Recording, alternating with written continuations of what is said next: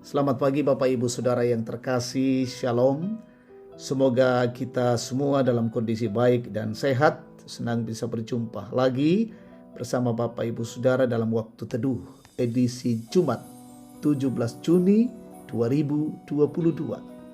Bacaan kita hari ini Galatia 3 ayat 15 sampai 29. Mari bersama kita berdoa.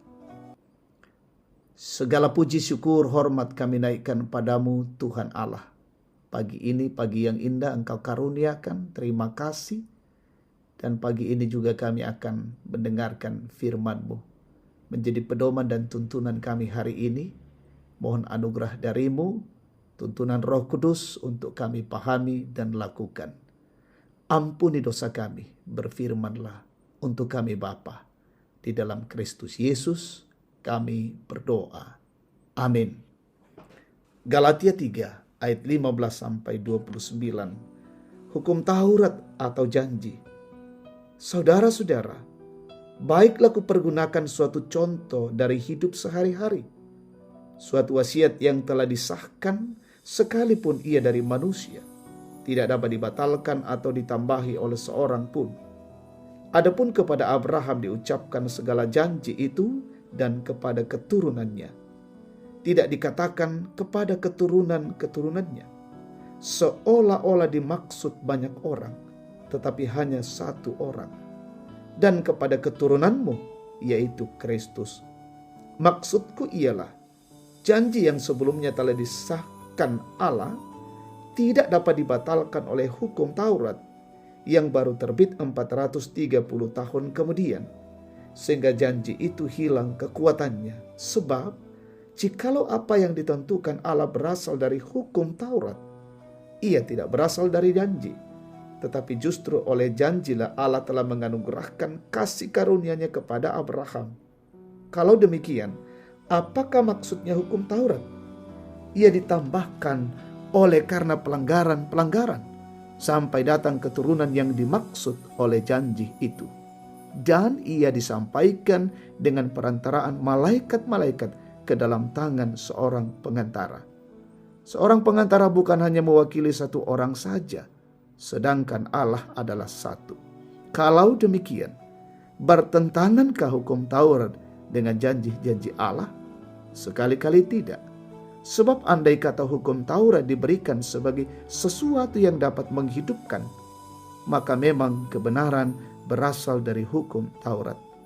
Tetapi kitab suci telah mengurung segala sesuatu di bawah kekuasaan dosa, supaya oleh karena iman dalam Yesus Kristus, janji itu diberikan kepada mereka yang percaya. Sebelum iman itu datang, kita berada di bawah pengawalan hukum Taurat, dan dikurung sampai iman itu telah dinyatakan. Jadi hukum Taurat adalah penuntun bagi kita sampai Kristus datang, supaya kita dibenarkan karena iman. Sekarang iman telah datang, karena itu kita tidak berada lagi di bawah pengawasan penuntun. Sebab kamu semua adalah anak-anak Allah, karena iman di dalam Yesus Kristus. Karena kamu semua yang dibaptis dalam Kristus telah mengenakan Kristus. Dalam hal ini tidak ada orang Yahudi atau orang Yunani, tidak ada hamba atau orang merdeka, tidak ada laki-laki atau perempuan, karena kamu semua adalah satu di dalam Kristus Yesus. Dan jikalau kamu adalah milik Kristus, maka kamu juga adalah keturunan Abraham dan berhak menerima janji Allah. Amin. Tema kita, janji Allah, pangaluna puang matua. Saudara, sering kita mendengarkan seseorang mengucapkan janji.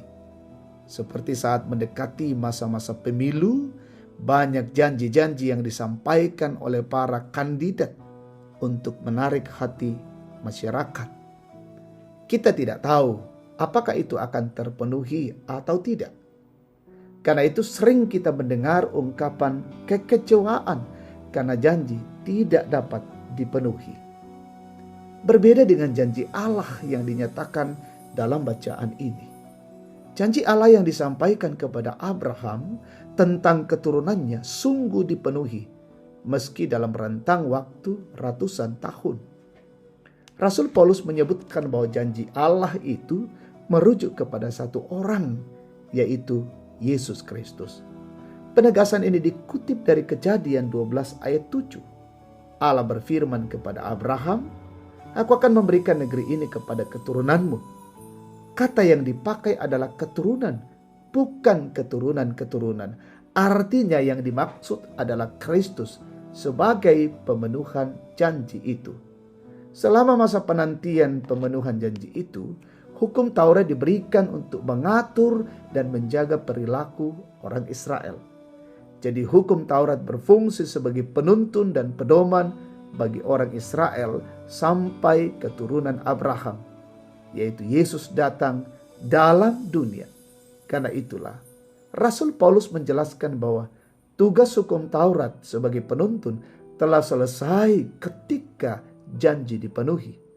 Dan setiap orang percaya menjadi anak-anak Allah karena iman di dalam Yesus Kristus. Jika hukum Taurat membuat iman kepada Allah bersifat eksklusif dan tertutup hanya bagi orang Yahudi, iman kepada Kristus bersifat universal dan terbuka. Saudara-saudara, janji Allah kepada Abraham yang telah digenapi di dalam Kristus membuat semua orang beriman dipersatukan dan berhak menerima janji keselamatan dalam Kristus. Amin. Kita satu dalam doa. Terima kasih Tuhan, kebenaran firman-Mu terus meyakinkan kami bahwa janji Tuhan itu dinyatakan dan terus dinyatakan. Bapa di dalam sorga, kami bersyukur bahwa setiap anugerah-Mu, setiap berkat-Mu membuat kami makin teguh di dalam iman dan bersyukur kepada Allah. Jikalau hari ini kami melanjutkan siarah kami, tolong lindungi dan berkati kami, bekerja, berusaha, beraktivitas dan melayani. Demikian pun umat Tuhan dimanapun berada, lindungi mereka semua. Yang sakit sembuhkan, berduka hiburkan, lalai sadarkan, yang bergumul topang dan teguhkan. Orang tua kami sehatkan semua menikmati masa-masa usia indah mereka. Yang berulang tahun sukses dalam karier, sempurnakan sukacita mereka. Pemimpin kami di negeri ini berkati, arahkan, tambahkan hikmat, kearifan, mengayomi bangsa negara ini, menegakkan kebenaran dan keadilan. Bahkan Tuhan berkati aparat TNI Polri untuk menjaga dan mengamankan bangsa dan negara ini. Terima kasih Tuhan, tuntunlah kehidupan kami hari ini dan hidup kami memuliakan Engkau. Ampuni kami. Di dalam nama Yesus, firman yang hidup, kami berdoa dan bersyukur. Haleluya. Amin. Demikian waktu teduh bersama. Tuhan memberkati kita hari ini. Selamat beraktivitas.